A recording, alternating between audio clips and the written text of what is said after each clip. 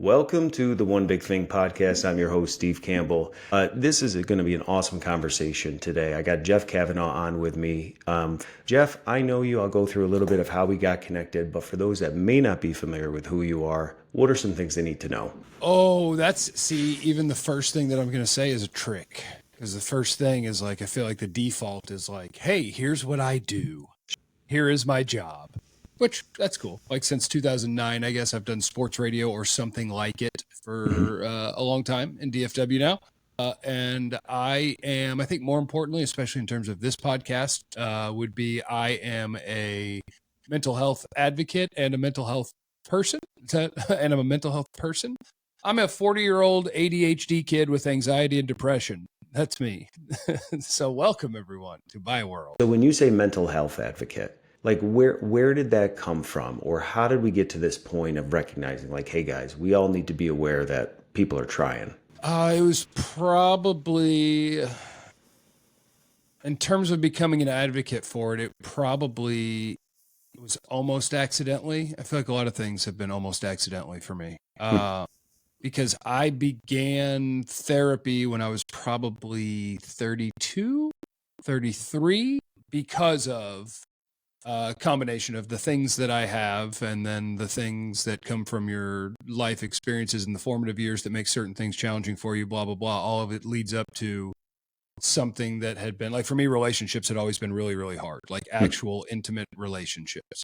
And when something starts to feel that way, I freak out. And so when I was 32 or 33, I was with somebody and I was just so exhausted of the same thing happening. It was a repeat cycle of, all right, I like this person. Oh, sweet. This person likes me. That's really fun. Oh my God, this feels like something very serious and they really care and I really care. And something about this is terribly, terribly wrong and uncomfortable and unsafe.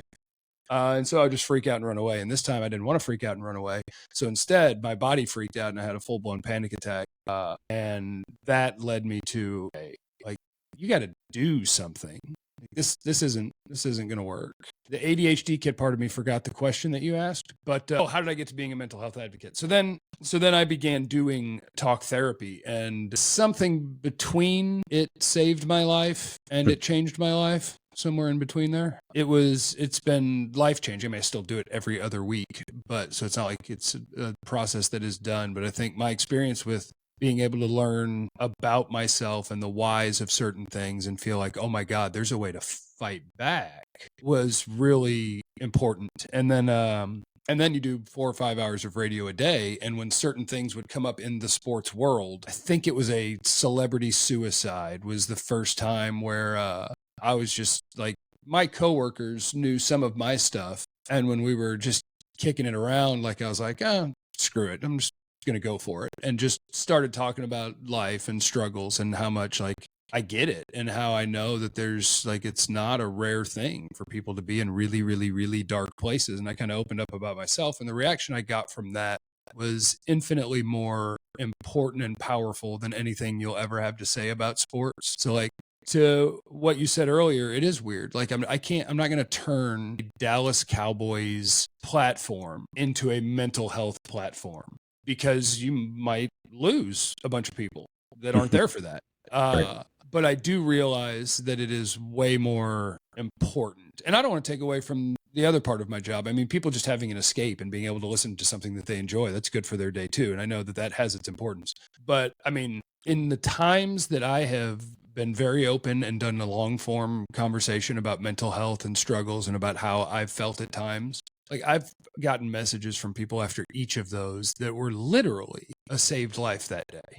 Literally, if I didn't hear this today, here's what I was going to do tonight. But now I don't feel like I'm alone. And so that's why I think it's important that people do talk about it, because when I talk about my things, I've had people reach out to me that I'm stunned. I'm oh my God, you would never know. Oh, me too. I go through this and I see my therapist and I have had really, really dark times. And it's people that you just think from the outside, oh, that person's, wow, what a great life. They've got it together. They're really, that looks super fun and squared away. You don't know.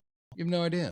And so we're cool to everyone. For somebody who's like, man, what you just said resonates with me. You took the bold action of doing something and getting therapy. Was therapy your own decision that you discovered? Did somebody say, Jeff, you should go check out therapy? Or what was that initial bridge to getting help? What did that look like for you? It was mine. Yeah, it was mine. It was just I had a pattern that repeated itself over and over and over and over again in my life, and I reached a point where I didn't want it to, and it was just like, if I don't do something, if I don't change something, then why would I expect that anything's ever going to change? And so no, that was just me. I had a nice panic attack in front of the girlfriend, and then I believe it was the next day I just started asking around about, because therapy can be weird too. Like, you might find that you have somebody that you don't vibe with, that's whatever, right? But I was very fortunate that the first one that I had was really, really good, and I knew immediately, like, oh God, this is going to serve me in a big way. Early on therapy sessions, I think my guidepost for if it was a good session was, did you cry today? Because it's like, okay, you found something that you need to talk about and you need to work through. But yeah, that was just my decision. I was exhausted. I was miserable. I was anxious. I was depressed. I was all of these different things about where I was and how it just felt like, you look around at the world and you don't get to see what's going on inside everybody else's brains and minds. But what you do see is, like, everybody else got married and they have kids, and like, that's what you're supposed to do. That's what normal people do. Therefore, I'm not normal. And if I'm not normal, what does that mean? It means I'm weird, I'm broken, I'm all these different things. And it was just like, okay, well, let's go find out. And so I got to work. I appreciate you even bringing that to the surface too, because I'm a dad. I got 4 kids, and a lot of my guests, they have kids things too, but I always like uncovering the topics and things that are sensitive that people don't talk about. And I've told you with listeners before, infertility is near and dear to my heart, because I've known so many couples that have just struggled in silence, and to create a space for them to know they're not alone. Or to somebody, who's in their 30s, that, the expectation and culture, maybe you should be married and having kids. There are people out there today that are single, and they may feel broken and set apart, and feel like, family members asking them, hopefully well-intentionally, but just asking them like, hey, when are you going to tie the knot? When are you going to meet somebody? So for you to even bring that up in a podcast today, given the platform that you have, I think is kudos to you, because it might help one more person at a time. And to what you said a few minutes ago, I don't ever want to undervalue or estimate what in the world you just said, which is that you have people that may be using the Dallas Cowboys or the Rangers or Dallas Stars as an outlet, maybe even in an unhealthy way. They're putting so much hope in a franchise or a team to fill a void in their life. And so they come to receive content from somebody. They want to know how practice went today. They want to know about an interview that you did with somebody. But in there, they coming into that, they're looking for hope. They're looking for a spark, and probably never thought they'd discover it with Jeff Kavanaugh. But in that moment, you said something, because it's who you are. Like, you just said it. It wasn't like, I'm going to say this because I'm going to save somebody. It's just, this is a part of my DNA now, because I've gone through some really hard things. Therefore, hey folks, you never know what people are going through. If it was only one person in your entire career that reached out to you and said, Jeff, you saved my life, dude, you have done far more than anything you've ever done in media. But to have multiple people, and I feel like that's why I started this show, because for those that may not know, I felt overwhelmed having kids and helping run businesses and being married, and am I meeting my wife's need, and like all of this doubts that I had about, like, I don't even know if I'm a good man or if what I'm doing, and I didn't know where those thoughts came from. And what I realized is that, man, if I, who on paper seems like he has a lot of good things, can have these self-doubts or have these negative things going on, how many other people are probably struggling with this? So I created the One Big Thing to bring a voice to a space that many people don't ever get to hear about, whether it's mental health or physical fitness or relationships. Let's talk about hard things, but then let's just not bring it to the surface and say this is hard. Let's give people a couple actionable steps, that if they're in a position right now where they didn't even, Jeff, they came onto this podcast because they know you, they follow you, they wanted to hear about your career, and now you're talking about something completely out of left field. I got to imagine there's somebody in their car or listening to this right now is like, wow, okay, I'm not alone. So in your journey, and I guess this is a great question for me, at 32, you were still doing radio at that point? 32. Yeah. Because 32, I'm 40. 32 would have been 8 years ago. And so that is 16. So yeah, I would have been at the fan. Yeah. Yeah, so you were doing, real-time radio and having to put on not a persona, but like you have to be a radio personality. And inwardly in your own world, you had this anxiety about relationships. So like even let's expose that for people today, that are not putting on a mask, but they're trying to show up because they're being paid to do a job. And yet in their own inner world, something isn't. Was it just that when you were on the radio, it was able to like cover up what was actually happening, and when you got done, there was like this an emotional lull that kicked back in? Or what has that balance been like, being a mental health advocate, going through things, but then also being in the forefront for most people as a content creator? There's not a lot of space to hide. So like, how have you balanced those two things? You're really good at this, by the way. You have really insightful thoughts at all times, no matter what I say. You're really good at this. Thank you. The answer to that is a two-parter, I think. I would say at the beginning of radio, like there is an element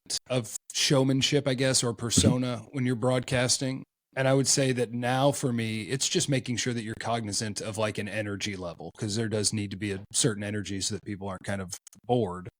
But I would say in 2016, it was probably still true. I started radio in 2009, and it was totally true that the character I was playing was really just a desperate attempt to get even my coworkers or listeners to like me or think I was cool or think I was fun or whatever. It was a desperate attempt for some sort of approval or affirmation from people that I like you. And I would say last few years, I don't know that anyone's ever totally clear of that. I don't know. Everybody's different. But like, I want people to like me. But I think I've now reached a point where I'm more comfortable with everything that is me. And that's cool. And if you don't, it's like, oh, that's fine. Then I'm not for you. That's fine. And so now I'm trying to remember exactly where I was going with the question. So now what it is with work is like, I don't have to fake an engagement or an energy level because of what is going on inside me. The things that go on inside me that are challenging on a daily basis tend to exist in quiet moments. So when I am at work and when I'm occupied is when I'm actually at my best. When I have the structure of something to do and people to engage with and connect with is when life is the easiest. Life is the hardest once everything slows down and you get home and there's nothing on the agenda and there's no plan to do anything, and you look at the wall and you go, now what? Now it's intrusive thought time. So yeah, my whole life was a search for acceptance or to be likable or something along those lines. And now it's still like, I think now my work time, any appointments that I have, things that I have to do that day, those things kind of serve me because I still prefer to have an occupied brain. and that's still a challenge 8 years later at the age of 40 to realize that you got to let yourself slow down. You got to let whatever thoughts come. You got to process the world. But life's a lot easier when you don't. And when it's just like, I'm going to go to work and that will occupy me. And then I'm going to come home and I'll grab a book, which will occupy me. Maybe I'll listen to an audiobook on the way in or music on the way home and stay occupied all the time.